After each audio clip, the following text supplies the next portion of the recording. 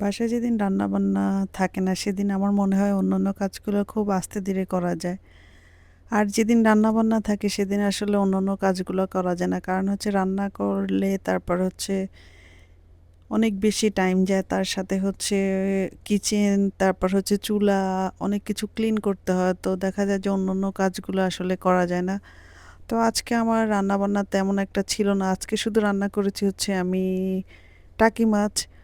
আর এই টাকি মাছগুলো আসলে যখন নিয়ে আসি মনে হচ্ছে যে একদম এটা ক্লিন না করে রান্না করা যাবে, কিন্তু যখন এটা আসলে ভিজানো হয় তারপর হচ্ছে আমি দেখি যে এটার মধ্যে অনেক কিছু থাকে, তো এটা ক্লিন করে তারপর হচ্ছে রান্না করতে হয়। তো রান্না শেষ করে হচ্ছে আমি একটু বাইরে বের হয়েছি, আর আমি আজকে এসেছি হচ্ছে জেএসকে।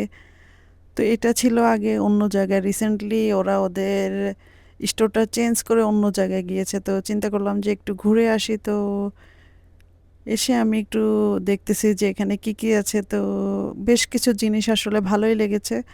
তো আসলে আমি আজকে এসেছি হচ্ছে এখানে এই জিনিসটা দেখার জন্য। আমি এটা অনলাইনে দেখেছিলাম, তো চিন্তা করলাম যে একটু গিয়ে দেখে আসি যে এটা কেমন আসলে। আর দেখার পরে আমার আসলে এটার কোয়ালিটি ভালোই মনে হচ্ছে, আর এটা আমার বাসায় এখন খুব বেশি দরকার আমার মনে হচ্ছে, যে তাই নিয়ে নিলাম। আমার এখন নেওয়া শেষ, আমি বাসায় চলে এসেছি। আর বাসায় এসে হচ্ছে এটা রাত্রের বেলা আমার ছেলেকে বললাম যে আমাকে এটা ঠিক করে দেওয়ার জন্য। তো আমার ছেলে এটা ঠিক করতেছে।